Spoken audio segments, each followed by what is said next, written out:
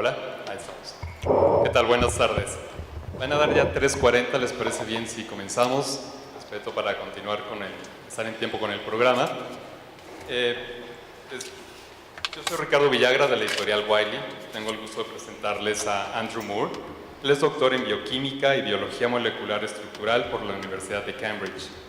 En 1999 colaboró en la Organización Europea de Biología Molecular como editor y program manager. Y en 2008 se convirtió en editor en jefe de la revista Biobasis en Wiley, PCH, basado en Weiham, Alemania, y actualmente es editor en jefe de la Wiley Researcher Academy, además de su trabajo como editor en jefe. Para esta sesión, al Dr. Moore le gustaría que ustedes pudieran hacer las preguntas en el momento que lo deseen, no esperarnos hasta el final, para que todo pueda ir hilado al mismo tiempo que ustedes tienen la... De todas maneras, al final de su presentación vamos a dar unos minutitos más por aquellas preguntas que se hayan quedado en el aire. Muchas gracias y bienvenido.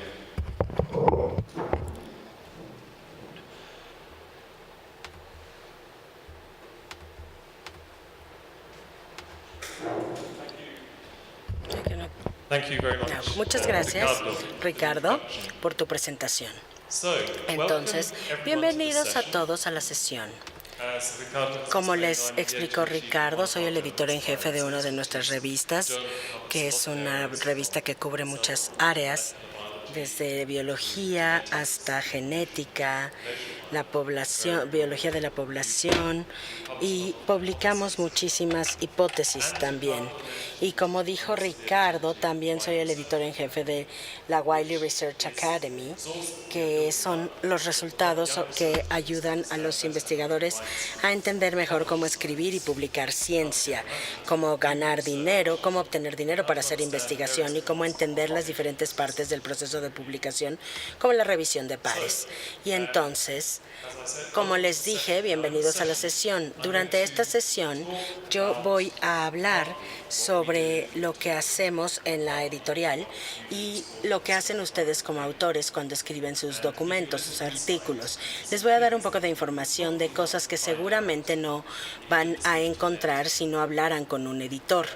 Y no todos los días se conoce a un editor, así que si tienen problemas que no pueden hacer durante la pregunta, por favor no se preocupen, pueden acercarse a mí o a la stand de Wiley y hagan sus preguntas, porque yo estoy aquí para ustedes y espero que aprovechen esto. Voy a decirles algunas cosas que seguramente no escucharán de otras personas, algo de información, unos detalles sobre cómo funciona la publicación en estos días, cómo se publican los artículos en línea, y ayudar a encontrar a la gente a leer artículos y cómo leerlos. Va a ser un poco de medidas en esta presentación y también un poco de escribir y leer psicología. Espero que no hayan escuchado nada de esto antes. Espero que todo sea algo muy emocionante para ustedes. Mi siguiente diapositiva. Entonces, como les expliqué, Bioessays es una revista de que publicamos revisiones, hipótesis y artículos provocativos en varios temas, desde la biociencia molecular hasta genética de población y evolución. Y también soy uno de los editores de una revista nueva, relativamente nueva, que se llama Advanced Science, que publica toda la investigación y se basa en materiales de investigación. Pero también hay muchas de las cosas que existen en el mundo.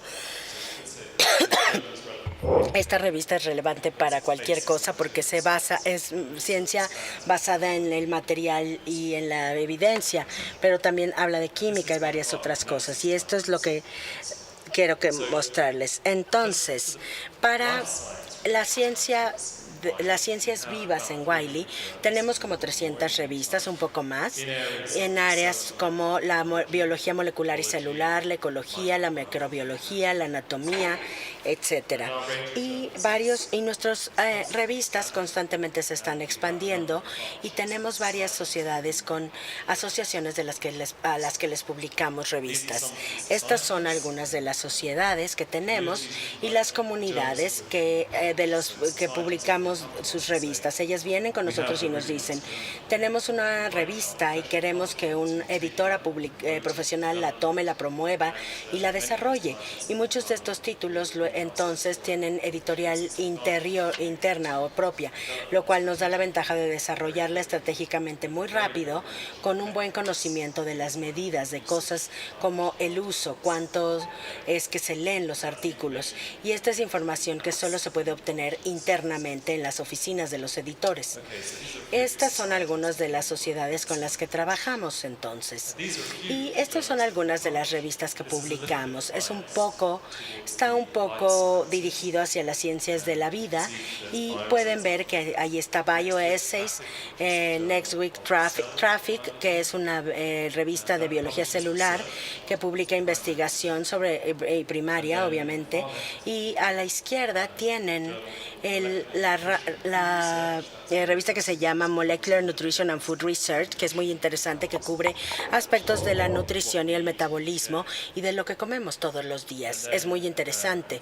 Y a la derecha tenemos Proteomics y también publicamos varias revistas de revisión que son multidisciplinarias o interdisciplinarias y reúnen varias áreas diferentes y exploran la sinergia entre estas áreas.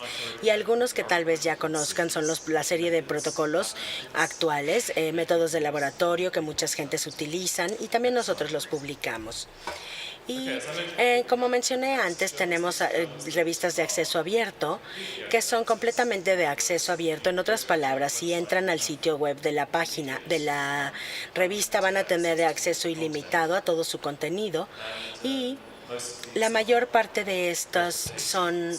El autor paga para publicar con nosotros y nosotros hacemos los artículos los ponemos completamente gratis bajo una licencia una licencia común creativa, y también tenemos Engineering Science, ingeniería, ciencia de energía, ciencia avanzada y diferentes cosas.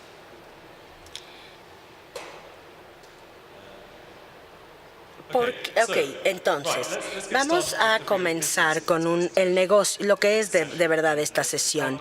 Y como mencionó Ricardo, por favor, siéntanse libres de interrumpirme cuando quieran, levanten la mano y digan, quiero hacer una pregunta, no entendí lo que acabas de decir, o de verdad quisiste decir eso, o yo no estoy de acuerdo contigo y me gustaría hablar un poco con ustedes de eso. Por supuesto que pueden debatir conmigo más tarde si desean. Me interesa muchísimo conocer sus opiniones como científicos jóvenes. Ahí también no vine a darles una clase solo. Normalmente aprendo mucho de estas sesiones también. Así que bueno, ahora les tengo una pregunta para el público. ¿Por qué quisieran publicar su investigación? A ver, ¿alguna idea? Y por favor, hay para la mano levantada, la primera mano levantada hay un premio, y los premios son memorias. Por favor, aquí hay un caballero. ¿Le pueden pasar un micrófono, por favor? Aumentar el conocimiento. Sí, claro, esa es una buena razón. Voy a poner esta memoria para ti y ahora o más adelante no se va a desaparecer. Cuando quiera, venga por ella. Y sí, bueno, aumentar el conocimiento. ¿Alguna otra idea por qué quieren publicar? Aquí, por favor. There. Porque Because I need...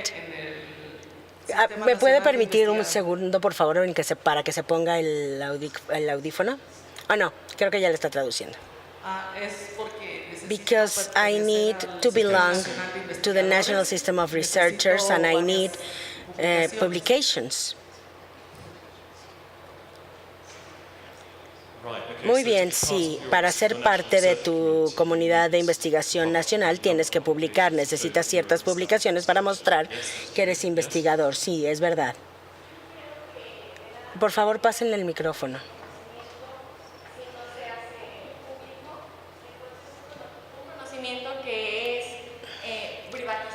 If the knowledge is private, it is useless for the society. Sí, entonces conservar, exacto, de eso no se trata la investigación, hay que publicarlo, claro. Porque quiero dar a conocer lo que estoy trabajando y quiero darme a conocer en el medio. Sí, claro. No, quieres ser conocido por lo que publicas porque quieres establecer el precedente. Quieres decir, yo fui el que descubrió esto, ahí está publicado. ¿Alguien más? Tenemos una más porque no hay demasiados premios, no tengo tantos. A ver, creo que la joven de acá habló primero. De darme a conocer, me gustaría que mi trabajo también surgiera como un área de investigación y yo tuviera contribución del exterior hacia mí y de mí hacia el exterior.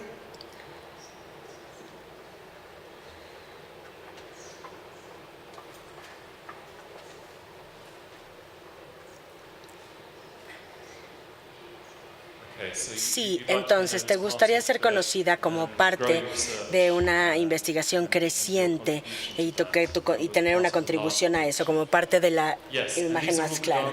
Sí, y esto, todos van a recibir premios, todos los que dijeron esto, y va a haber oportunidades para que los que no tuvieron la oportunidad ahorita.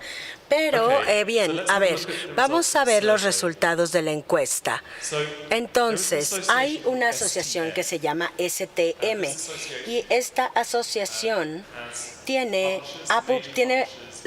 editores como Nature Science y Wiley también, y ellos realizan 2 encuestas o estudios, hicieron con 12 años de separación. Y en estas encuestas van a ver que le preguntaron a los científicos cuál era su primera razón para comunicar su investigación, y aquí a la izquierda pueden ver que en ambas encuestas la principal razón era expandir los resultados, diseminar, hacer que tu investigación sea conocida en más lugares. Así que ahora, yo creo en la editorial, en la publicación, en la editorial, sí, es una muy buena razón para publicar una investigación. Y la investigación, los investigadores, estos son científicos e ingenieros, también lo piensan, diseminar o expandir tus resultados. Pero lo que yo veo desde mi escritorio como editor, en el que trabajo todos los días, es que los artículos no necesariamente son escritos para diseminar los resultados. En otras palabras, no necesariamente se escriben para extender o dar a conocer esos resultados tanto como sea posible. ¿Qué quiero decir con esto, tanto como sea posible? Bueno, tanto como sería posible, como se podría reconocer, como lo podría reconocer la gente interesada. Los artículos realmente tratan de llegar a la gente que está interesada en esa investigación, ¿de verdad? Sí, bueno, pero a veces, pero no muy frecuentemente no. Y en esta presentación voy a hablar un poco sobre cómo llegarle a la gente que esté interesada en su investigación y cómo llegarles mejor y de forma más eficiente. Por eso el título de mi plática era ¿por qué la gente quieren que la gente lea su artículo? Y esto puede maximizar sus oportunidades. Pueden maximizarlo yendo al centro, a la estación del metro, y diciéndole a la gente que publicaron algo. Pero eso consumiría muchísima energía, no sería optimizar su comunicación. Estarían tratando de maximizarla, tal vez. Pero tienen recursos ilimitados y también las editoriales. Entonces, con ambas, ustedes, los autores, y nosotros, las editoriales, tenemos que trabajar juntos con estos recursos limitados, para obtener la mejor atención para su artículo. Y de eso es de lo que les voy a hablar. Y entonces, a pesar del hecho de que estos científicos dicen que la diseminación es lo más importante, y nosotros sabemos que esto tiene que ver con la comunicación, hay un problema con la comunicación. Y George Bernard Shaw, un famoso anglo-irlandés, escritor y pensador irlandés, dijo esto sobre la comunicación. El mayor problema de la comunicación es la ilusión de que se ha logrado. ¿Qué quiere decir eso? Significa que si dices algo o escribes algo a tu público o a tus lectores y piensas que se los comunicaste, pero tal vez no lo hayas comunicado adecuadamente realmente, porque no vas a saber. Si estás dando una plática en una junta, puedes obtener preguntas al final. ¿Les molestaría que haya preguntas mientras hablas? No, porque eso te dice que la gente realmente no está entendiendo lo que dijiste y se los puedes explicar. Cuando escribes un artículo tienes una oportunidad, porque una vez que está publicado ya no se puede cambiar. Por supuesto, a menos que algo sea muy grave y entonces tengas que cambiarlo, no te tengas que retractar. Pero tienes que darle la mejor oportunidad, y solo tienes una oportunidad de comunicarte con tus lectores. Y no vas a recibir ninguna retroalimentación, no vas a saber si entendieron, simplemente no lo vas a saber. Por eso es tan importante entender el proceso de comunicación y entender cómo en la editorial lo analizamos para poder ayudarles a comunicarse mejor en el mundo escrito. Entonces, esta es un esquema muy simple del proceso de comunicación de ustedes, el comunicador individual, a su audiencia o público final. Entonces, ustedes se comunican con los medios. Si tienen una historia de interés general o algo, si quieren descubrir, si descubrieron la cura de algo o desarrollaron una terapia o están desarrollando una terapia que realmente le pueda interesar a la sociedad, pueden, por supuesto, hablar con los medios, con el The Sun, que es uno de los principales periódicos del Reino Unido, es muy leído. Y en Alemania tenemos algo que se llama Bild, y en México hay uno muy popular, un periódico muy popular que habla de muchos temas y de mucho interés. Seguramente hay alguno que habla de deportes, actividades, de las personalidades importantes de la sociedad, de eventos actuales, de la realeza. Bueno, en México no hay realeza, pero entonces esa sería esa parte de los medios. Y en el otro extremo tenemos cosas muy específicas, diarios o revistas muy específicas que también son parte de los medios. Esto es lo que quiero que también entiendan. Los medios incluyen cosas de los periódicos hasta cosas muy específicas, revistas científicas. Y no nada más eso. También utilizan los medios, es decir, también utilizan técnicas muy similares para interesar a los lectores, para atraerlos y también para optimizar la comunicación del contenido que tienen. Y esto puede ser una sorpresa para ustedes porque van a decir, bueno, yo sabía que los editores científicos son como periodistas y no deberíamos estarle vendiendo nuestra historia a la gente que trata de hacerla emocionante para los lectores. No exactamente, porque aunque nosotros empleamos algunos principios muy similares en los periódicos, en las revistas científicas para llegar a los medios, lo utilizamos de forma diferente. Y les voy a mostrar estos principios que creo que son muy interesantes, que como editores utilizamos algunos de los principios de los periodistas para los medios en general. Estos medios que les ayudan a llegar a su público, si ustedes no trabajan muy bien con la gente de los medios, no van a llegar al público máximo que va a estar interesado en su publicación. Y por eso me gusta tanto tratar de enfatizar la necesidad de trabajar bien con los editores. Nosotros no somos sus enemigos, somos sus colaboradores en el proceso de que su investigación sea bien comunicada. Entonces, aquí tenemos una pregunta y hay un premio a quien me lo dé. Ricardo, todavía tienes memorias, ¿verdad? Bueno, ¿cuál es la primera regla de la comunicación? ¿Alguien sabe? ¿Alguien que adivine? Sí. Who it is directed to. Who you are writing for or telling something for. Sí, sí, así es. Tal vez haya dos precios. ¿Alguien quiere elaborar? Estuviste casi bien porque identificaste ahí una pregunta. ¿Quién es la persona? ¿Quién recibe el mensaje? Manejar un mismo idioma, un To mismo have the same código. language or the same code.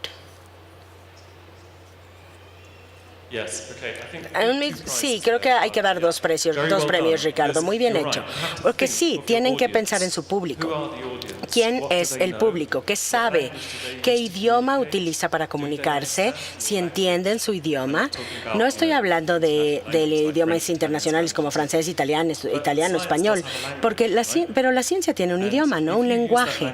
Si utilizas esa jerga, te puedes comunicar con la gente a la que le quieres llegar, pero necesitas saber quiénes son esas personas, qué es lo que entienden, qué es lo que no entienden, qué saben y qué no saben y qué les interesa. La regla número 1, entonces, es entender al público. Bueno, pensar en su público. Lo que quise decir realmente es entender. Hay que pensar en ellos, así que las dos tuvieron razón. La regla 2 de la comunicación, ¿alguna idea? Para esta no les voy a dar premio, pero la segunda regla es pensar en su público, es la misma. Y lo digo porque realmente tienen que pensar mucho en esto. Y yo me pidieron que hiciera esta presentación antes de tenerla, y entonces me hice al hábito de preguntar quién va a ser mi público. Y cuando dan una plática científica, pregunten quién va a ser su público, para que sepan que si se están comunicando al nivel correcto y si están comunicando cosas que las personas van a entender y que les vayan a hacer, y lo que les comunican va a ser útil. Espero que todavía haya memorias. Bueno, ahora, en el proceso de publicación realmente están comunicándose con diversos públicos. Eso significa muchos públicos, ¿no? Y les voy a nombrar algunos. La primera persona que va a leer su artículo o la propuesta de su artículo es un editor. Ese es un público, un lector. Y como saben, cuando escriben un documento de investigación, esto va a ir a un grupo a una revisión de pares. Su comunidad, los expertos en su área o que se traslapan con su área, son otro público de lectores. Si su documento es aceptado, entonces tienen un tercer grupo de lectores, que son los científicos de su campo que están interesados en leer lo que hicieron. Y tal vez tengan una cuarta audiencia o público, que pueden ser los periodistas que tienen el suficiente reconocimiento como para leer su artículo, si están escribiendo un artículo para una revista o un periódico. Entonces van a tener al menos 4 públicos diferentes. Y yo he estado pensando en la forma en que la gente lee. Y para poder tener algunas ideas de cómo debemos escribir, para que los artículos se puedan leer adecuadamente actualmente. ¿Cuál es la diferencia entre los 80 y 2010? Bueno, en los 80 había una pila de libros de laboratorio. Yo no sé si ustedes trabajan en un laboratorio, pero si trabajan en un laboratorio, actualmente todavía mantienen notas en esos libros, ¿no? Luego se tiene una computadora, que es una Mac. Esa era la Mac de escritorio, la primera que se hizo para este propósito. O regresa, por favor. Regrésate. Y al unir esto, los libros o libretas y la Mac, producimos un artículo. Lo producíamos en los 80 y se veía así. Por cierto, en 84, el programa ruso que invitó esto hizo Tetris, y Tetris fue el primer juego que podían jugar en Mac. Entonces, muchos de ustedes tal vez no se acuerden de hace tanto tiempo, pero sí, seguramente si son rusos o si fueron alguna vez, pudieron saber que se jugaba Tetris aquí. En los 2010 no es tan diferente, solo que la computadora es nueva y tiene mejor resolución y colores, pero básicamente tomamos nuestras notas de investigación o del laboratorio, las ponemos en la computadora y sale el artículo. Y si ven estos dos documentos, y he visto documentos o artículos en estos 30 años, van a ver que la estructura y la forma en que está escrito no ha cambiado. Básicamente, el artículo de hace 30 años es más o menos lo mismo que el de ahora. Pero la forma en que leemos sí ha cambiado. En los 80 no tenías dispositivos móviles, pero sí había grandes bibliotecas muy cómodas con muchas fotocopiadoras, y podías tomar el libro del estante y sentarte en una silla muy cómoda y leerlo en papel. Ahora, actualmente, casi todos los periódicos y revistas son solo electrónicos, pero no nada más eso. Las formas de leerlos casi siempre son electrónicas cada vez más, y hay muchas formas diferentes de leer electrónicamente actualmente. Puedes leer en tu dispositivo móvil mientras esperas el metro, puedes leer mientras te comes tu sopa con un dispositivo móvil puesto en un algo, o te puedes sentar con tu iPad o tu tableta y leer también mientras estás esperando algo. Y la forma en que leemos actualmente tiene consecuencias para la forma en la que entendemos y en la que recordamos el conocimiento. Y voy a hablar un poquito de eso muy pronto. Siguiente diapositiva. Una de las cosas que algunos observadores han notado es que la lectura electrónica hace que la gente se detenga, deje de leer prematuramente, que no lean todo, si les parece difícil o si creen que no están llegando al punto rápidamente. Y por eso muchas páginas web solo se leen a la parte de arriba y la gente no tiende a ir hacia abajo. Eso es una cosa. Y la carga, la profundidad es menor cuando lees en línea en la pantalla. Pero los psicólogos de lectura han hecho un análisis para mostrar que leer electrónicamente desde una pantalla es más difícil. Entonces, comparan las experiencias de lectura del papel a la pantalla. Eso es una pantalla de la computadora o de la tableta o del dispositivo móvil, y encontraron, esto es lo que dice la gente que está involucrada en el estudio, dijeron que leer desde una pantalla es menos intuitivo, especialmente si lees textos largos. Es más difícil navegar para encontrar dónde están las cosas y recordar dónde estaban. Y la razón es tal vez que cuando lees de una pantalla no tienes 3 dimensiones, no tienes una percepción tridimensional del trabajo. Cuando lees del libro tienes una percepción tridimensional porque lees la página, sabes dónde estaba algo y tienes los 2 lados de la página y posiblemente incluso sabes dónde en el libro estaba porque siempre estás girando páginas y tu cerebro inconscientemente está construyendo un mapa tridimensional de información que hay en el libro. Y esto no sucede electrónicamente en una pantalla. La siguiente. Por lo tanto, este tipo de lectura es menos satisfactoria. Tienes menos placer, y esto se relaciona con algo de lo que voy a hablar un poco más adelante sobre el placer, porque hacer que la gente lea y se involucre con tu trabajo se trata de un proceso de causar placer en el cerebro de la gente, de verdad lo es. Y entonces es menos satisfactorio. Y lo siguiente es que leer de la pantalla requiere más energía mental. Monitorear el flujo sanguíneo y el consumo del cerebro de los participantes mostró que utilizan más azúcar o glucosa cuando leen de la pantalla. Ahora, ¿qué pasa con la comprensión de lo que se lee? Bien. Al leer de una pantalla se tiende a crear menos entendimiento menos profundo, menos memoria a largo plazo, y lleva a recordar las cosas más lentamente. Y esto es tal vez producto, esto último, de leer de una pantalla en vez que es un proceso de 2 dimensiones en lugar de leer en papel y girar páginas, que es un proceso tridimensional que nos lleva más a una memoria de posición. Y bueno, la siguiente.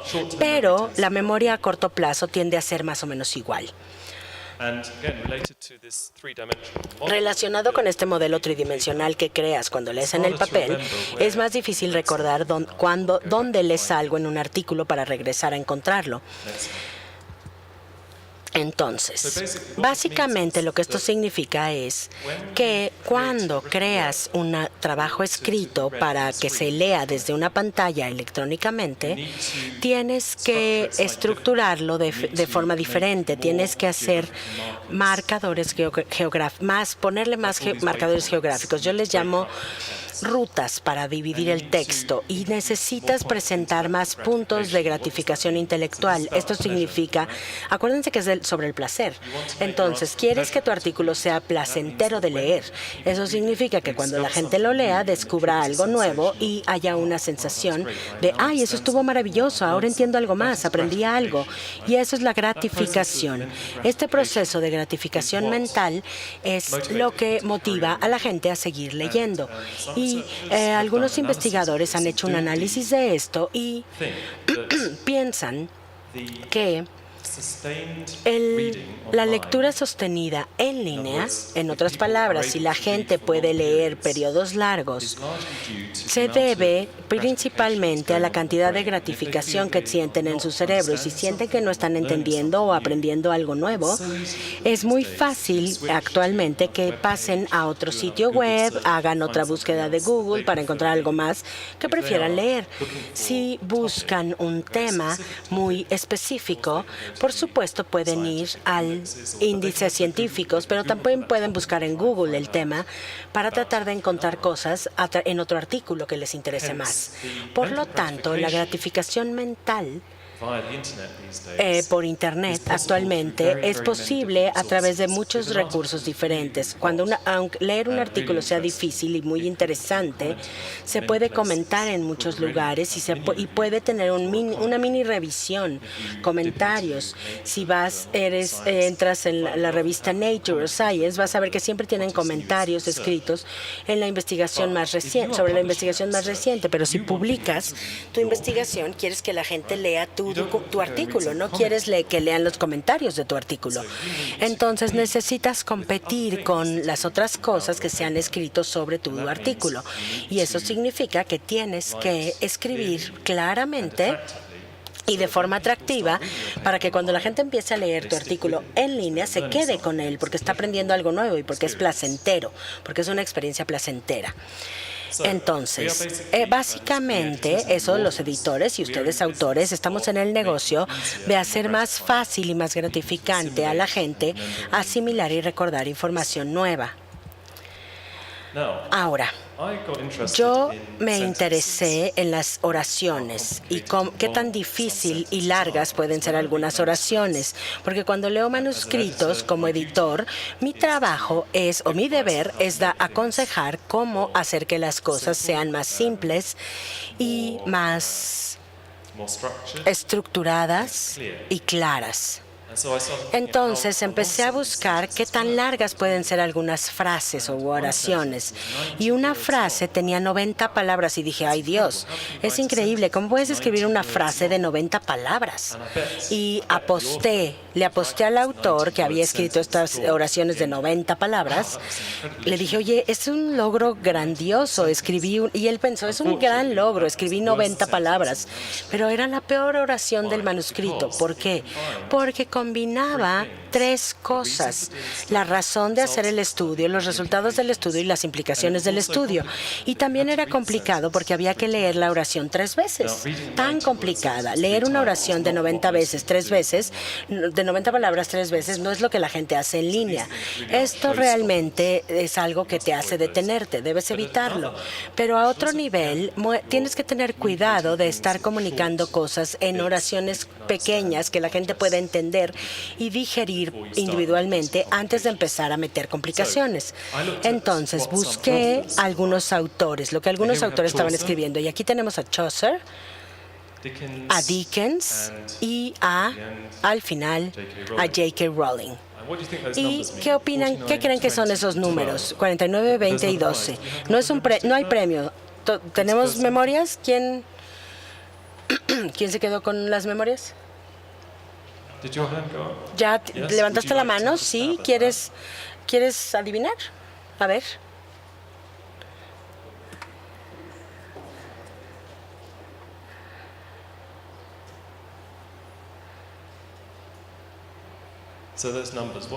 ¿Qué son esos números? Bueno, creo que podemos... A ver, aquí, el caballero de acá, de camisa verde, él sabe, él quiere responder. Maybe the number of words. Sí, sí. Felicidades, obtienes un premio. Y de hecho, esto es el largo promedio de las oraciones en varios trabajos escritos por estas personas. Está bajando, como pueden ver, a través de los siglos. Y bueno, tengo que admitir que J.K. Rowling realmente no se siente muy cómoda no se compara con Charles Dickens, pero tiene algo. Hay algo aquí. ¿Y lo que es esto? Es un parámetro de atención del público.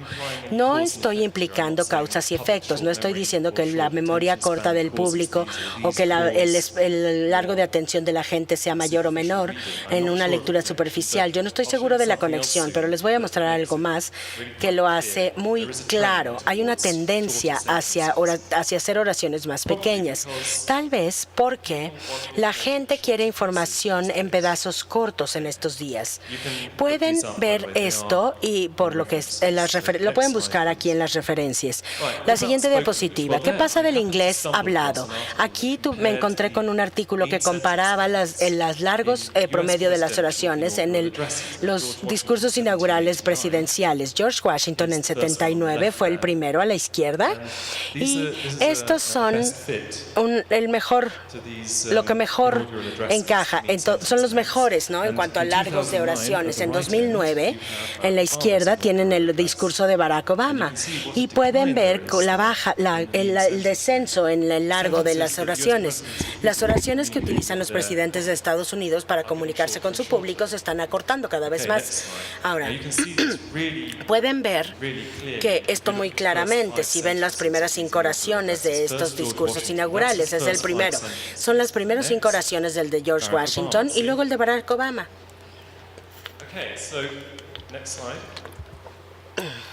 ¿Qué pasa en nuestra literatura científica? Cuando busqué ahí, encontré que la mayoría de los artículos tienen largos promedio de 25 a 30 palabras, lo cual está en la parte larga, pero como les dije, también pueden tener oraciones muy, muy, muy largas, y esas realmente hacen que los lectores se detengan, y ahí entra el problema.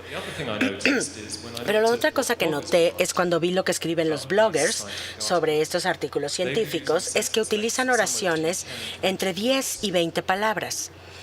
Y debido a que el Internet pone a todos estos artículos en competencia para que salgan en Google, si pones un término científico, puedes encontrar un blog, una entrada de blog y también un artículo científico. Ustedes como autores también cada vez más están compitiendo con personas que comentan su investigación, y esos son encontrados también por los lectores. Entonces, piénsenlo un poquito cuando escriben.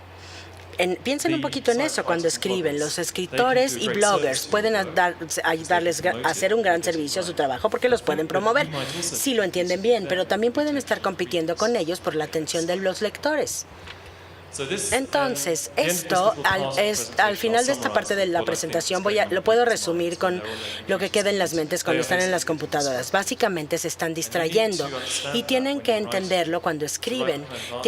Para escribir el artículo correcto que les ayude y que realmente reduzca la cantidad de distracciones que tienen cuando están navegando por Internet. Y bueno, aquí son 2 mensajes que se tienen que llevar. El primero es que los mensajes claros y concisos en forma de oraciones son la clave para una comunicación exitosa. Tienen que decir lo que encontraron antes de complicarse y presentar los detalles y las calificaciones. Lo siguiente que deben llevarse es lo que acabo de decir, que los principios se deben enfatizar primero. Decir algo y después calificarlo o detallarlo. Si mezclan las dos cosas, seguramente van a hacer que los mensajes sean más débiles. Y bien, la siguiente.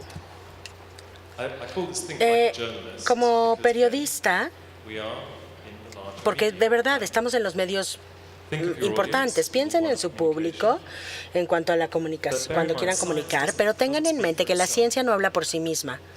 A veces simplemente dices, hice la investigación, se hizo muy bien, hice todos los controles correctos, las conclusiones son muy claras, todo el mundo debería entender la importancia de mi trabajo, pero eso no es verdad. Ustedes tienen que hacer que su ciencia hable. La brevedad y la fuerza. Hay que hacer las cosas claras y cortas, hacer declaraciones decisivas de lo que descubrieron, y eso va a involucrar a la gente. Piensen en su público potencial más grande, no solo en la gente que trabaja en su laboratorio o en su oficina o en el mismo escritorio que ustedes, o la gente de su departamento. Piensen incluso más allá de la gente en las conferencias a las que puedan asistir. Piensen en la gente que puede estar interesada, aunque no estén directamente en su área. ¿Y están vendiendo ciencia? Bueno, levanten la mano si piensan que es fácil vender ciencia, que les estoy diciendo que vendan la ciencia. Levanten la mano. ¿Alguien cree que les estoy diciendo que vendan su ciencia o no? Pues qué bueno que nadie lo piensa. Muchas veces la gente dice, a ver, sí, eres el típico periodista, simplemente quieres que nuestra ciencia sea sensual para poder venderla, pero pues no. Entonces, yo no les estoy diciendo que vendan su ciencia. Lo que trato de decirles más bien es que se revelen cómo es posible vender su ciencia muy fácilmente. No tienen que cometer errores importantes, la cosa es no entender cómo es que la gente entiende sus investigaciones y las encuentra. Ahora, me voy a meter un poco más en el proceso de entrega y lo que la gente busca cuando entrega su trabajo. La pre-entrega. Tienes la literatura primaria. Cuando piensas en qué publicar, si estás haciendo investigación primaria, por supuesto quieres llegar a la literatura primaria. Tienes la literatura secundaria, que es la de revisión, y la terciaria. Entonces, la primaria es para la investigación, lo que acabas de descubrir y publicarlo. La secundaria es cosas como las revisiones, las típicas revisiones, y la terciaria es cosas que son un poco más como hipótesis, que van un poco más allá de la típica revisión. Y ahora, cuando publican la literatura primaria, tal vez estén simplemente yendo a la parte de su documento, buscan una revista y lo entregan. Pero cuando escriben para la literatura terciaria o secundaria, siempre es buena idea averiguar del editor si es adecuado, antes de escribirlo incluso. Escribirle al escritor y decirle, ¿te interesaría una revisión sobre este tema? Porque muchas personas pueden escribir revisiones sobre el mismo tema e incluso para la misma revista para que pueda haber competencia. Pero antes de empezar a escribir tienen que saber si ya hay un artículo como el de ustedes siendo considerado en esa revista o no. Comunicación con los editores. Bien. Necesitan entender como comunicadores que a la persona con la que se están comunicando, ¿quién es el editor? Entonces, tenemos editores académicos, por ejemplo, personas que trabajan para las revistas publicadas por una editorial y que trabajan fuera de la casa editorial en la recepción, en un instituto de investigación, y básicamente le hacen el trabajo a la revista, buscan artículos y deciden si son adecuados o no, si deben entrar a una revisión de pares, escogen a los revisores pares o presentas directamente al editor en jefe. El editor en jefe va a ser alguien con experiencia en el área, pero tal vez no sea tan experimentado específicamente en tu área. Tienes que pensar en eso. ¿Cómo comunico la importancia de mi investigación a esa persona específica que no es experta en mi área, pero que sí sabe del campo en general? Estoy trabajando con un editor profesional, alguien que trabaja en la compañía, alguien que es un empleado permanente o empleado permanente de la compañía, o que tal vez no tenga mucha experiencia específica en el campo, pero que sí hace investigación en ese campo. Y seguramente puede llevarle su artículo a un editor más específico. Bien, entonces, la siguiente. Lo primero que deben hacer antes de entregar es leer los objetivos y alcances de la revista o de las revistas que hayan considerado para saber si son los lugares donde su tipo de investigación es publicada normalmente. Y luego tienen que ver otros documentos que ponen ahí en las revistas para saber si ellos publican esas cosas. Tienen que ver las instrucciones para los autores y observar las partes más importantes de ellas. Y luego pueden siempre escribirle a los editores y hacerles preguntas. Pueden, por ejemplo, decir, estoy escribiendo un artículo sobre este tema. ¿Sería bueno para ustedes? ¿Les interesaría? Los periodistas, las revistas a veces dicen, ¿sabes qué? No, hay ciertos campos que no me gusta publicar o que no publican ciertos temas. Y los editores normalmente están muy dispuestos a darles información sobre las revistas. A continuación, en su portada, recuerden que esto es parte de la comunicación, tienen que ser concisos, claros y decir por qué lo que están haciendo es importante y relevante para esa revista. Luego, la carta debe ser corta, no más de una página. Hay que decir por qué su artículo es importante para esa revista en particular. pueden dar recomendaciones de los revisores y decir qué gente qué gente no quieren que revise su artículo porque podría estar compitiendo con ustedes. Y vean el consejo editorial. Esto normalmente esto le dice al editor que entiende en la revista que tal vez haya gente en su consejo que puede revisar su artículo. Eso les muestra que hicieron la tarea a los editores. También pueden compartir información confidencial.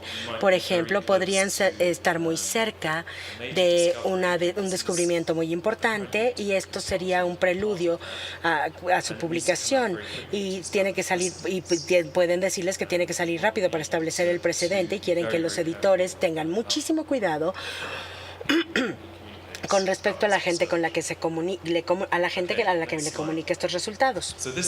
Esto es un ejemplo de una muy buena carta de preentrega que me escribe diciéndome por qué un revisor en esta área sería muy interesante, importante y relevante para mi revista. Abajo básicamente es un resumen muy similar al resumen de la publicación. De hecho, entonces, pueden ver aquí que básicamente le pusieron un título y un abstracto, un resumen, y esto ayuda a saber qué hay arriba, cómo se ve la parte de arriba del artículo, lo primero del artículo, porque es muy importante, como vamos a ver pronto. Ahora, la parte más importante, lo de arriba es un artículo o el título, y hacer un buen título es toda una ciencia. Yo lo llamo titulología. Y hay algunas reglas para la titulología. Esta es una pregunta que les tengo. La participación de la proteína X en el camino de la transducción de la señal X. Levante la mano quiénes son los biólogos. Aquí sí hay algún biólogo. Bien, muy pocas personas son biólogos. Ok. Esto es un título genérico, no real, por supuesto. Pero, ¿es un buen título? La participación de la proteína X en el camino Y de la transducción de la señal. Levanten la mano quien cree que este es un buen título. Levanten la mano si piensan que es un mal título. Yo creo que es un mal título. I think it is a bad title. What? Creo que es un mal título. I think it is not a good title. Porque no expresa exactamente It does qué not es lo que quiere say decir. what it means. Sí. Sí, y absolutamente es totalmente correcto. Y este es un mal título, incluso si se ha hecho más de esto en el artículo. Si la investigación ha descubierto algo más explícito, más preciso, más específico que eso, este es un mal título. Y eso hace lo que estábamos diciendo antes. No vende todo el artículo. Entonces, lo siguiente, bueno, le ponemos una X roja enorme. Ahora, todo esto no son buenos. Efectos de, participación de, evidencia de, papel de, información de, implicación de. Si descubrieron algo más, esto no es bueno. Tienen los equivalentes en español, lo sé, bueno, se los acabo de decir. Y le ponemos una X, ¿no? Traten de evitar esto si pueden. Si pueden decir algo más específico sobre lo que hicieron, no deben utilizar estas palabras en un título. Esto es lo que deben utilizar. La proteína X hace Z en el camino Y de la transducción de la señal. Es una declaración muy explícita sobre lo que descubrieron. Aquí hay esto está bien. La siguiente. Estas tres cosas. La HTT mutante y la expresión BDNF. El factor neutrólogo de BDN, la expresión BDNF es suprimida por el HTT mutante y el papel del HTT mutante en la expresión BDNF. ¿Quién cree que la A es buena? Nadie. ¿Quién cree que la B es una buena declaración? ¿Y quién cree que la C es una declaración buena? Está bien, es interesante. Casi se levantaron las mismas manos para B y C. De hecho, solo la B es una declaración o una oración, porque incluye un verbo, y el verbo es is. Y eso hace la conexión que establece una relación explícita entre los conceptos en una oración. Y esto es la oración, y esto es a lo que debemos dirigirnos.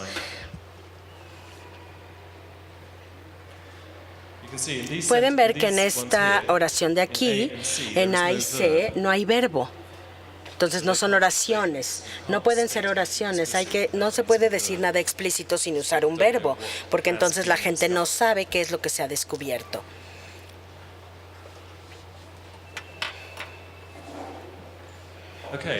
Bien, entonces imaginen el tipo de título que podría atraer su atención. Este es el título de una revista, de un periódico, perdón. Y esto sale de lo que era un periódico real. Por desgracia, no fue un periódico real mucho tiempo. Participación de equipo militar en el satélite terrestre natural. Esto no era del periódico, es uno que me inventé. Y para simular el título. Ahora, ¿alguien me puede decir qué es? Participación de equipo militar en el satélite terrestre natural. ¿Qué significa eso? ¿Qué podría significar eso?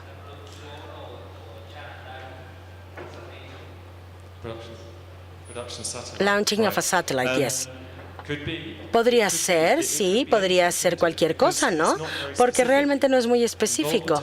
Participación de equipo militar en el satélite terrestre natural. Podríamos adivinar que el satélite terrestre natural es la Luna, ¿no?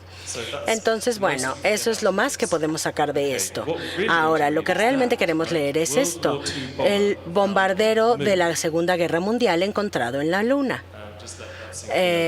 Piénsenlo un poquito. Ese era el título del artículo en este periódico. Y no fue periódico por mucho tiempo. No duró mucho tiempo este periódico. De hecho, tal vez al principio no era ni un periódico. Era un periódico que se llamaba el Sunday Sport, que era muy popular, pero estos periódicos tenían el arte de atraer títulos, de tener títulos buenos, porque decían cosas de forma muy concisa y explícita. Y esto fue como una broma, pero tal vez se acuerden de eso y esto los puede ayudar a entender los títulos explícitos. Bien, la siguiente diapositiva. Deben tratar de comunicar su trabajo en el título, no así. Influencia del voltaje de la aceleración en el microscopio de electrones de escaneo en las plaquetas sanguíneas humanas. Realmente por el título no sabemos qué se ha descubierto. Todo lo que sabemos es el área de investigación general, lo cual no es suficientemente bueno. Ahora, miren, ¿dónde se revela? Lo que se ha descubierto se revela al final del resumen.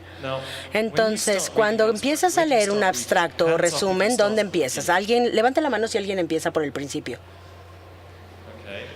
Sí, la mayoría de la gente empieza por el principio, ¿no? ¿Quién empieza al final del resumen? Seguramente nadie. Entonces, mucha gente comienza al principio de todo, ¿no? Por eso se llama el principio. Si no, no sería el principio. Entonces, este tipo de patrón es fatal para un artículo científico, porque lo que pasa aquí es que el autor dejó la información explícita hasta el final del resumen o abstracto. Y eso podría convertirse en un título. ¿Qué les parece algunos títulos aquí que se podrían haber escrito para ese artículo? O mayor detalle en el escaneo de las plaquetas humanas con el uso de los voltajes de aceleración. A ver, no es mucho detalle, pero básicamente dicen de qué se trata el artículo, lo que presenta el artículo. Y si no lo vas a decir en el título, por lo menos dile en la primera oración del resumen o en algún lado que esté al principio del artículo, que se vea. Y bueno, este es otro ejemplo. Tenemos algunos biólogos aquí. Al leer esto, algún biólogo del público me puede decir de qué se trata esto. 2 ligasas ubiquitina E3, SCFSKP2 y DDB1CUL4 en objetivo humano CDT1 para proteólisis. He intentado esto con muchos públicos y nadie me lo ha dicho bien. Es muy difícil. Se trata de un fenómeno biológico que es muy común. De hecho, es totalmente vital para las células, y entonces cuando una célula se divide necesita replicar su ADN, y la mayoría de las células cariótidas solo lo hacen una vez, porque si se replican más de una vez, como una vez y media o 2 veces, realmente tienen un problema. Y hay un poliploide y alguna propiedad en la que se dividen algunas células y no tienen el ADN de nuevo. Se multiplican el ADN más veces, pero normalmente la mayor parte del tiempo las células cariótidas replican el ADN una sola vez para hacer copias idénticas de la célula con números idénticos de cromosomas. Esto se trata del proceso que evita que la célula se replique su ADN más de una vez. Es vital. Es un proceso vital para la biología celular y nunca lo hubieran adivinado con el título, ¿no? Entonces vamos a ver el resumen ahora. No, dejen de leerlo. A ver, empiecen a leerlo, perdón. No, ahora deténganse. Primero, ¿dónde se detuvieron? ¿Desde arriba o dónde empezaron? ¿De arriba o abajo? Arriba. Pero ahora ya saben que no deberían ver la parte de arriba del abstracto, deberían ver abajo, ¿no? Primero. Entonces, la siguiente. Ahí es donde encontrarán lo que descubrieron. Y, bueno, he visto esto muchísimas veces y entonces no puedo decir lo suficiente, que es una tontería, ¿no? Pero no es una tontería, es un hábito. Los científicos tienen esto.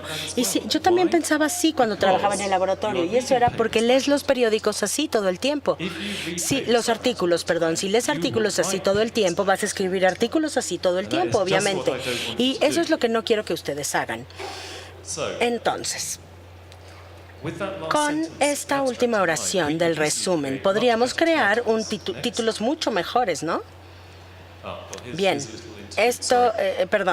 Básicamente, el título original tenía buenas palabras clave, porque los especialistas en el campo pueden encontrar ese artículo usando esas palabras clave. Pero si hacen el título demasiado complicado o técnico, mucha gente no lo va a entender. Está así de simple. La siguiente. Entonces, ¿qué les parecen estos títulos? Aquí hay algunos ejemplos sobre ese título tan difícil que teníamos antes. Sabemos que se trata de evitar que las células repliquen su ADN más de una vez. Evitar la sobrereplicación del ADN en el ciclo de la célula. Ese es el tema general y luego nos volvemos específicos. 2, ligasas ubiquitinas E3 regulan el CDT1. Esto es muy común, una forma muy común y exitosa de hacer un título porque utiliza los signos de interrogación. Hay 2 puntos para separar los conceptos de la información específica. Y esto es muy útil para estructurar el conocimiento. Le dices a la gente básicamente de qué se trata y luego le dices lo que descubriste. E incluso puedes hacer preguntas en los títulos. Algunas revistas permiten un subtítulo y dependiendo de qué tan especializado es, podemos tener una combinación como esta. El título que evita la sobrereplicación de ADN en el ciclo de la célula, múltiples vías reveladas, y el subtítulo que es muy específico. Y los títulos y subtítulos encuentran su camino en el buscador de Google. Son muy específicos, tienen información gratis. La gente pone los términos en Google y les salen estas cosas y reciben el título y el subtítulo y de ahí obtienen tu información específica y llegan muy cerca a los posibles usuarios.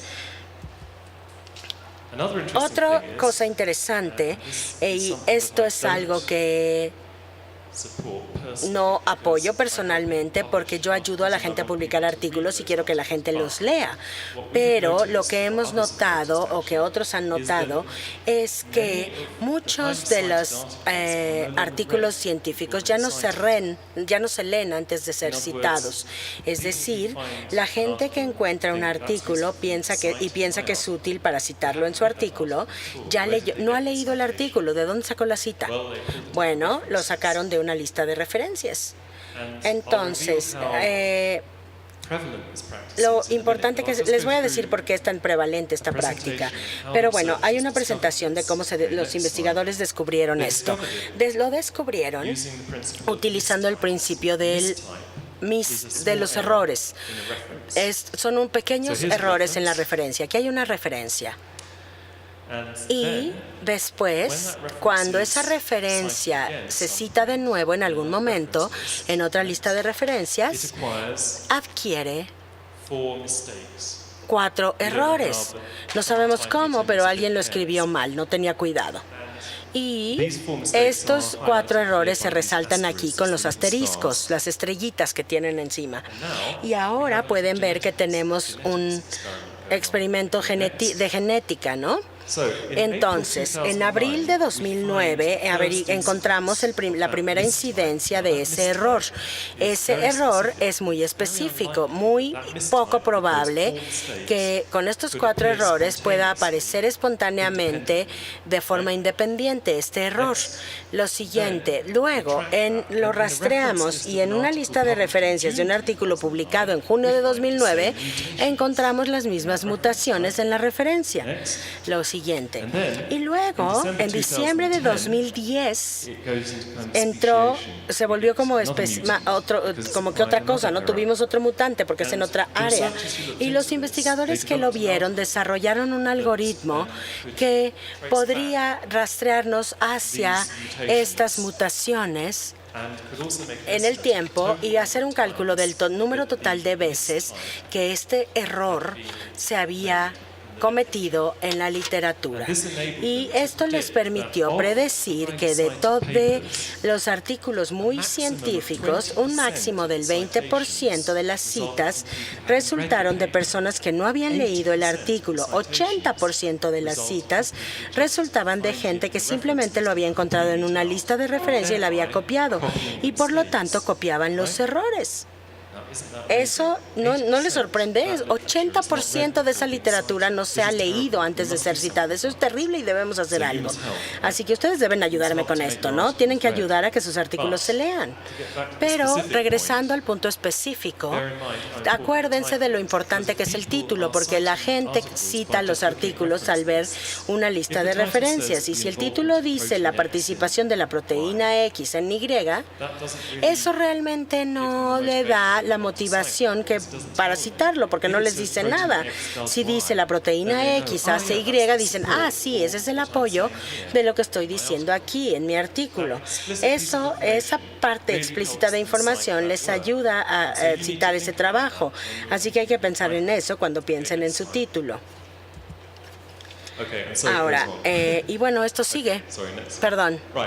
Ahora, la optimización de los títulos, como seguramente han adivinado ya, no es un ejercicio único, porque están comunicándose con diferentes públicos, ¿no? ¿Se acuerdan que se comunican con los editores, con los revisores, con los lectores finales y posiblemente con gente fuera de la comunidad científica? Entonces, para el editor, se pueden imaginar un título como este. El seguramente va a ser generalista, que no es experto en el área. Para los revisores, tal vez quieran que el título sea así. ¿Por qué? ¿Por qué quieren un título tan complicado para los revisores? Bueno, una vez que pasó la barrera editorial y los editores dicen que es lo suficientemente interesante y que lo lleven a revisión, ahí es donde son expertos en el campo los que lo ven, y ellos reconocen estas palabras clave tan específicas. Y luego, para el lector final, los lectores finales, tenemos que tener cierto compromiso, porque queremos interesar a la gente fuera del campo, pero también queremos asegurarnos de que los verdaderos expertos sepan lo que hicimos, porque tenemos que establecer nuestra autoridad. ¿Cómo sucede este proceso en la editorial? Es diferente de una revista a otra, pero por favor acuérdense que es muy importante. Su título puede realmente disminuir el impacto de su trabajo si lo hacen, si no es bueno. Así que como lo hagan, sean muy abiertos a trabajar con los editores para mejorar sus títulos. Ellos van a trabajar con ustedes y se van a asegurar de que su artículo salga con un buen título. Seguramente va a estar muy bien citado entonces. Y ahora, estas son, creo que vamos a saltarnos esto, creo que ya hablamos esto, pero es una demostración de cómo yo trabajo con los autores para ayudarles a mejorar sus títulos, porque yo optimizo antes de llevarlos a la revisión de pares, eso para que sepan ellos también lo que se hizo. Entonces, esto es importante porque hay dos partes de un artículo que los revisores seguramente reciben o ven antes de tomar una decisión de revisar o no. Estas dos partes son el título y el abstracto o resumen. Esas son las únicas dos oportunidades de que los revisores se interesen en su trabajo. Si se les va esta oportunidad, los revisores de su trabajo la revisión de su trabajo va a ser mucho más difícil. Ya lo voy a hablar muy rápidamente porque es muy específico a la biología. Siguiente diapositiva. Entonces, este es un resumen, los lineamientos específicos para buenos títulos. Pongan sus palabras clave al principio y optimícenlas. Acuérdense que Google funciona mejor con títulos optimizados para palabras clave que los usuarios probablemente van a meter en el campo de búsqueda. Las palabras clave son importantes porque Google tronquea esto y hace cortes. Realmente quieren información importante y palabras clave importantes para que se salga. También hay que humanizar más las cosas al principio y también al final. Hay que decir el hallazgo clave y ser específico. ¿Qué hicieron? Traten de decir lo que hicieron desde el título. Y si están investigando algo todavía no llegan a la conclusión interesante, pongan la pregunta en el título, pero sean específicos. Que sus títulos sean cortos, normalmente 15 palabras son buenas. Eso está a punto de ser muy largo, pero bueno, negocien con los editores. Ellos quieren que los títulos sean muy cortos y tal vez puedan cortar algo y entonces que te digan, no, tú le puedes decir que tal vez necesitas una o dos palabras y entonces ellos pueden aceptarte una o dos palabras más para que no disminuir la importancia. Hay que utilizar la puntuación para dividir y calificar, como vimos antes. Este es un ejemplo, otro que habla de las células madre, una investigación sobre las células madre y habla sobre la epigenética. ¿Cuál es la epigenética que causa que la célula llegue al estado de célula madre? Consideren un subtítulo si el diario lo permite, porque esto le da más valor gratis en la búsqueda de Google. Y ahora, ya les dije, traten de pensar en el título antes de empezar a escribir. Eso es bien difícil, en realidad. Pero si pueden, los va a orientar, los va a guiar, les va a decir qué es lo más importante que quieren comunicar, cuál es su historia.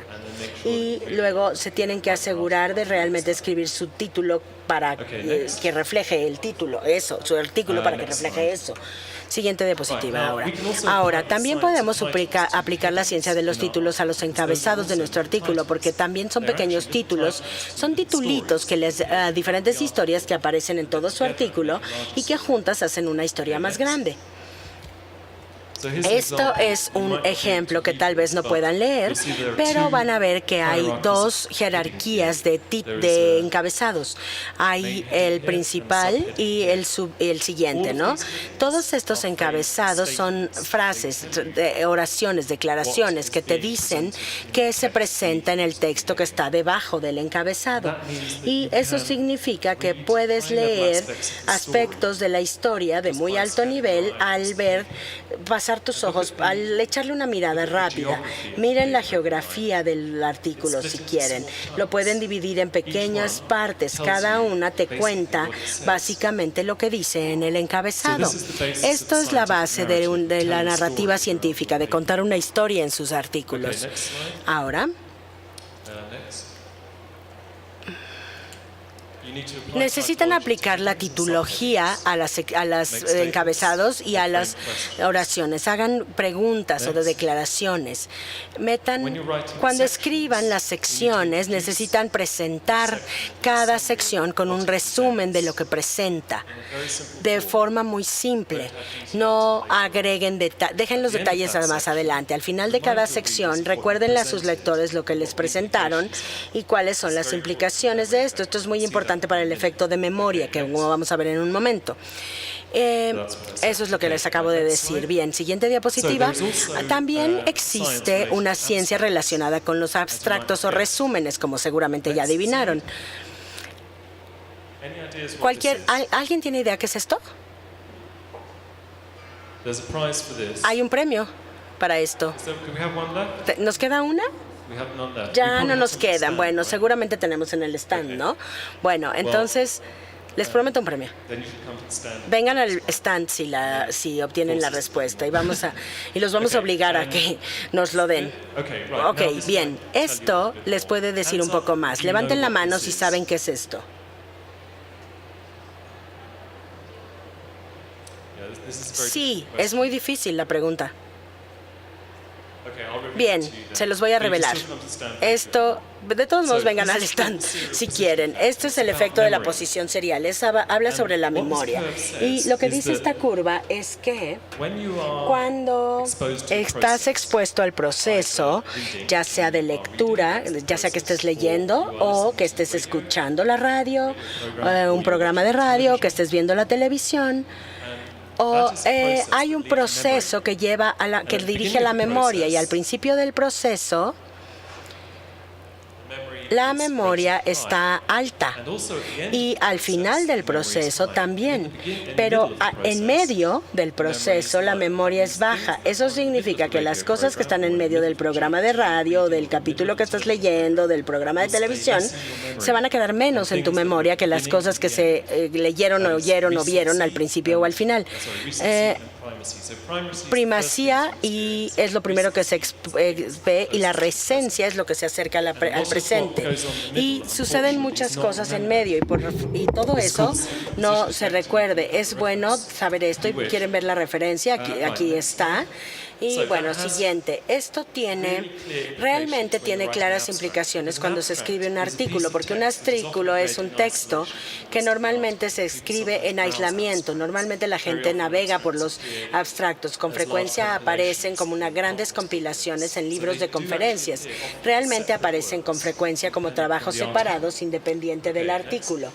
Entonces, recuerden que por esta curva de la memoria tienen que poner algo importante al principio, porque ahí es donde la memoria está alta. Tienen que poner algo importante al final también, porque ahí es donde la memoria está alta también. Y en medio no pongan demasiado, porque eso no se va a recordar mucho.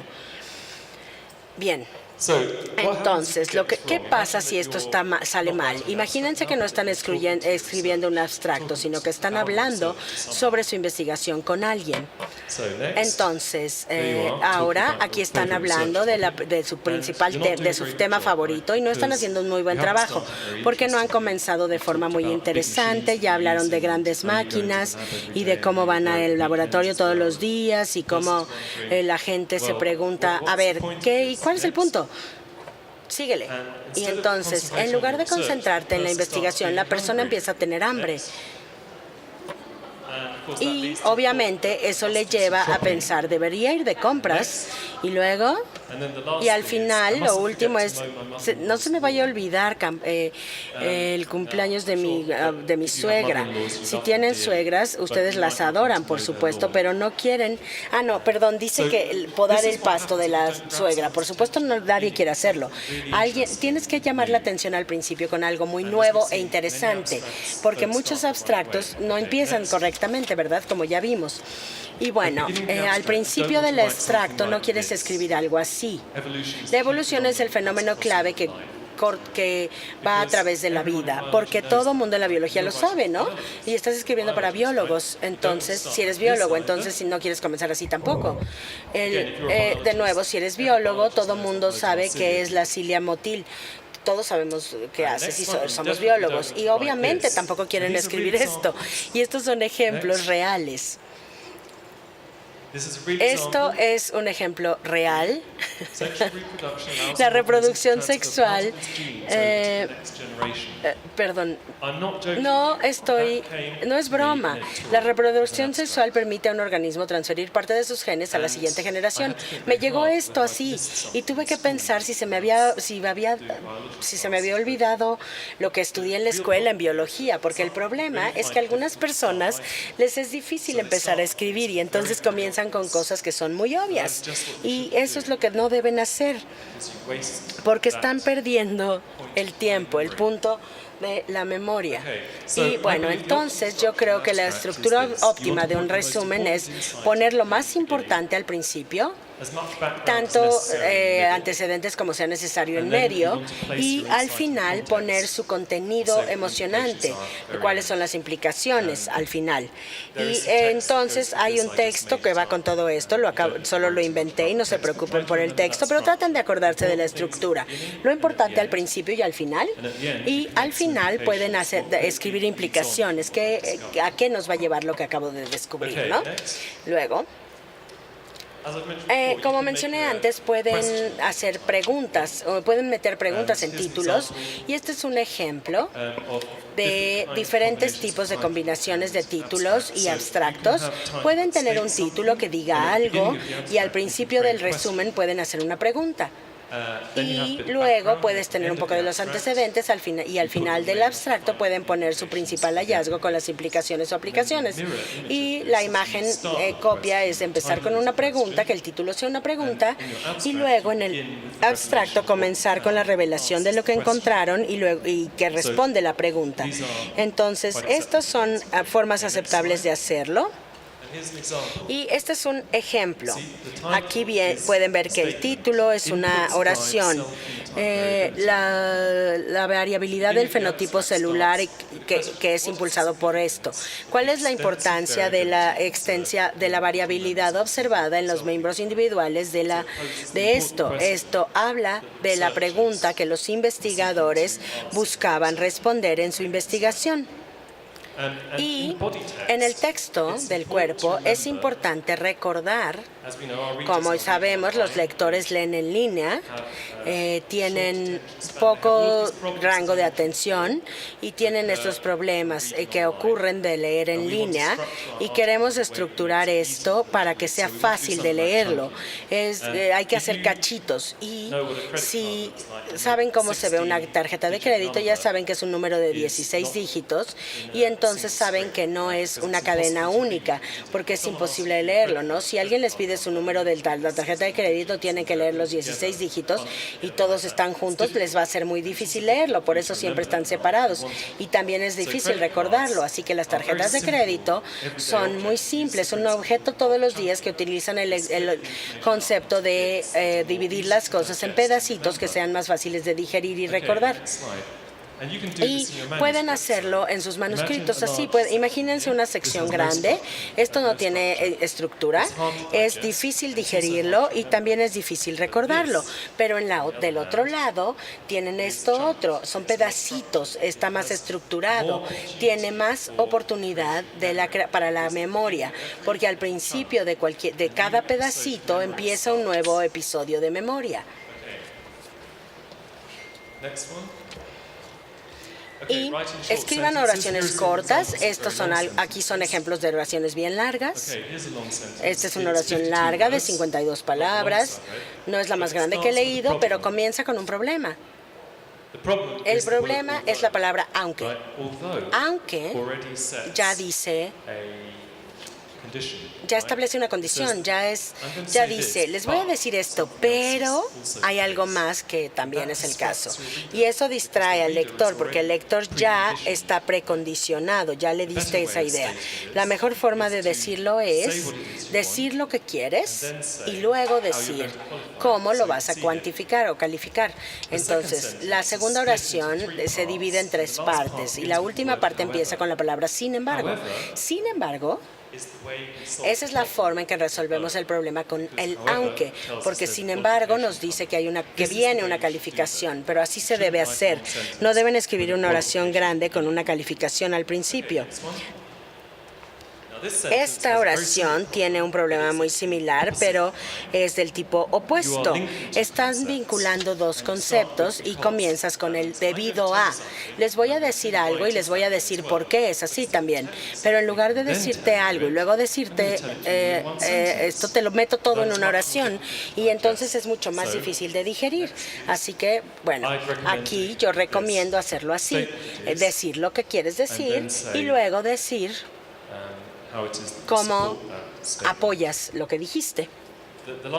El último ejemplo es un poco más complicado, pero básicamente puedes detenerte en una oración cuando quieras y empezar la siguiente.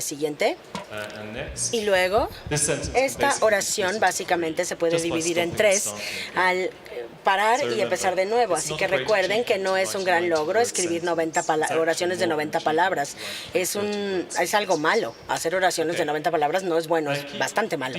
Y mantengan los detalles y los principios separados. Digan el principio antes para que la gente pueda recordar algo muy claramente y luego mezclen los detalles. Esto podría ser un resultado experimental que entre en mucho detalle, pero si mezclan esto con el principio van a debilitar la cadena, la fortaleza de su historia. Y pueden hacerlo muy fácilmente al poner muchos detalles en tablas y cuadros de información, sacarlos del principal cuerpo del texto, hacer que el principal cuerpo del texto sea más claro para leer y más memorable. Entonces, vamos a hablar esto muy rápido porque de hecho ya mi colega ya me va a hablar un poco sobre qué pasa cuando se publica un artículo y cómo mejorar el perfil. Entonces, lo siguiente es la optimización del motor de búsqueda. Esto pueden optimizarlo para los motores de búsqueda. El 75% de los usuarios nunca ven más allá de la primera página de Google. Lo siguiente. ¿Por qué molestarse con el SEO? Porque mucha gente encuentra esto en Google con los medios social y tienen que tomarlo en serio esta situación. Cerca del 57% de las referencias a un artículo están en publicaciones en Google. Cojan sus palabras clave de forma inteligente, asegúrense de utilizar las mismas palabras en las secciones, todas las secciones. No utilicen variaciones de las palabras porque a Google también le importa eso.